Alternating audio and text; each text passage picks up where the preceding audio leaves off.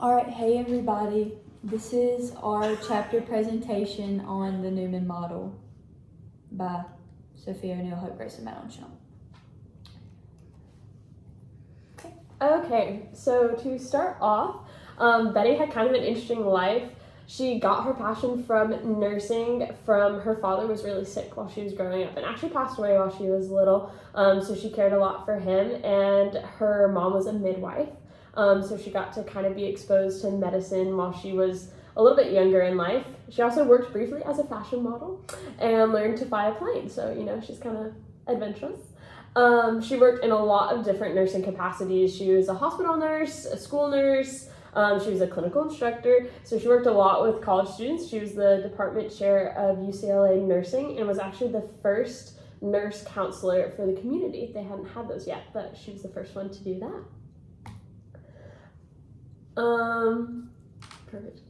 So some motivation behind the reason why she created her model was it was actually while she was working at UCLA, and she wanted her students to take a deeper look into a patient besides what was currently being taught, to kind of think about all these different factors that could be at play to be able to enhance the patient's experience. Okay. Taking over a little bit, what is the Neumann model? So the book defines the Neumann model as the Neumann systems model is a wellness model based on general systems theory in which the client system is exposed to stressors from within and without the system. And so we have a picture of the Neumann model right here from the book. So it just breaks it up into 3 different categories. So you have nursing diagnosis category, nursing goals, and nursing outcomes. So nursing diagnosis says variances from wellness are identified and diagnosis are identified and prioritized. And then for our goals and interventions are developed in partnership with the client to promote optimal client system stability. And then finally, we have the outcomes, which involves implementation and evaluation. It's going to be implements prevention as intervention modalities and working in partnership with the client, modifies intervention as necessary based upon the client's stability. So, adding on to that, in the theory, clients are open systems engaging in constant change. The Neumann model is a slight adaptation of the nursing process with an emphasis on stressors and the effects on the client's system perception. So like how stress affects the client's body and their overall health. So the person is seen as a system, and the nurses are the ones who help to balance them from stressors. The Neumann model is broken down to show each step of the process, which includes assessment, planning, and implementation and evaluation.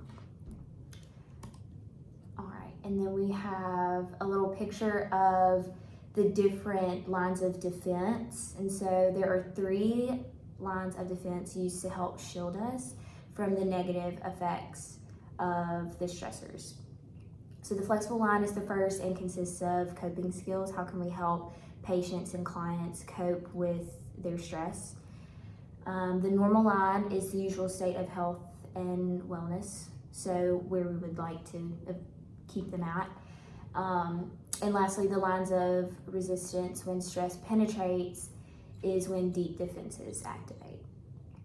So the goal of nursing is basically to restore the client's system to stability and wellness. So it's going to be in that normal line of defense.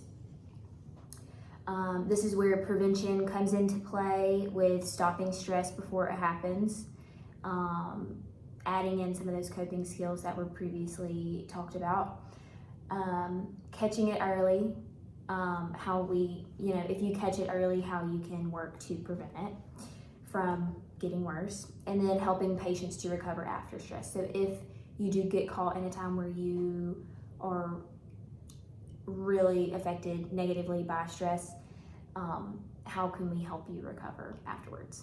So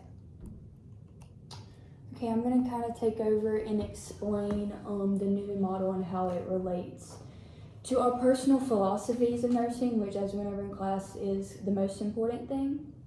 Okay, so, wait, is it switched over? Yeah. We can break down our personal philosophy by taking each component of the Neumann model and comparing factors of the model to our philosophies, and then relating those to one another.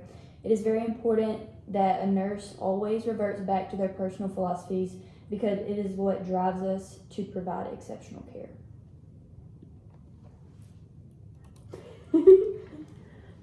Okay, so kind of breaking down the model with that that photo that was just up on the last two slides that Sophia put on there.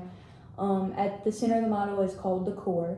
This is the body's normal, or what keeps the individual in homeostasis. So homeostasis literally means a state of normalcy. It is the most important thing and must be protected at all costs. Betty Neumann made that very clear when writing out her model. Neumann made this the center of her model because it is the most important part of remaining well. This relates to our personal philosophies of nursing because it aligns with our entire job. Our main focus is to keep the dignity and well-being of the patient our top priority, just as Neumann did. So I will have a little excerpt here. Every patient that comes into a facility of care, no matter how different their practices or beliefs are, or like what their definition of health is under the same umbrella of treatment, and they should all be treated the same.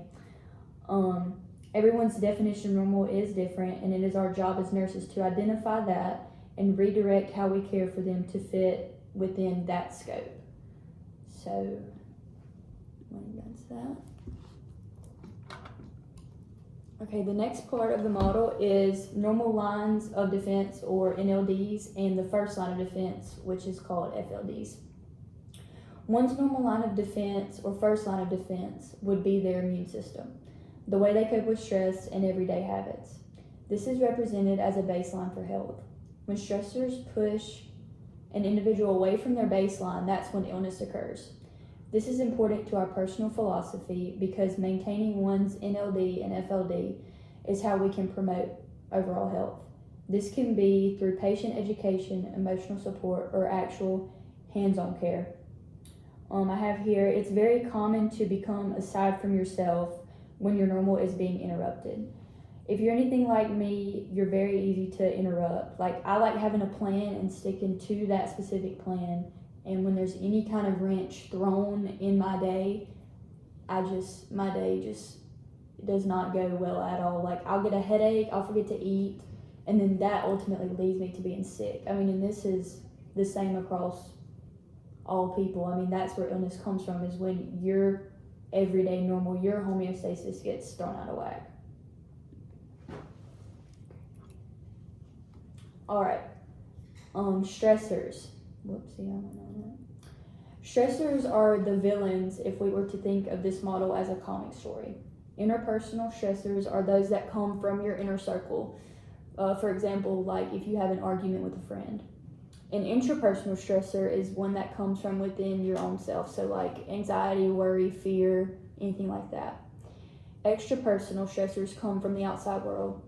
And I put on there that this could and like is mostly economic. Like, for example, like a natural disaster, you hear of wars, even like financial stress that you may have in your own life. The way this relates to our personal philosophy is that our responsibility is to assess our patient and identify these stressors early on so that we can provide the appropriate care, whether it be primary, secondary, or tertiary, to whatever level our patient is at in that particular stress. All right, conclusion. All of these things work together in conflict and agreement with each other, all to try to keep the core safe. It is the nurse's job to assess, identify, and intervene when we detect that stressors are trying to make their way into the core. Perfect. So kind of a little example that we came up with that should be a little bit more popular and people are familiar with is Inside Out. So the core would be Riley over here. She's our main character. And then we have our lines of defense. So her loving family or parents, that's going to be a line of defense for her. Also, her emotions, working as they normally should, are a line of defense for her. So then some different stressors that she's feeling. The intrapersonal, because that's coming from within herself, that can be her conflicting emotions. And then the interpersonal, that's from her inner circle, that could be her strained relationship with her parents. And then extrapersonal is going to be moving or starting that new school, because that's coming from an outside environment. But honestly, this model can be used with a lot of different examples, especially nursing school. I think it's very applicable right now. And for even any college student, I went home this past weekend and my brother he had just gotten a new job. He had a bunch of tests coming up, so a lot of outside pressures. And then, of course, he was getting sick, because his immune system was down, his homeostasis was thrown off. And so this model is very easy to see, not only in our patients, but also in ourselves, what we're going through right now. And I think that it helps us to realize that there's so much more going on than what you can see. There's so many outside struggles besides whatever health concern the patient has of why they're there in the hospital. There's a lot of things going on behind the curtains and going on at home that we just don't see. Yeah, very good.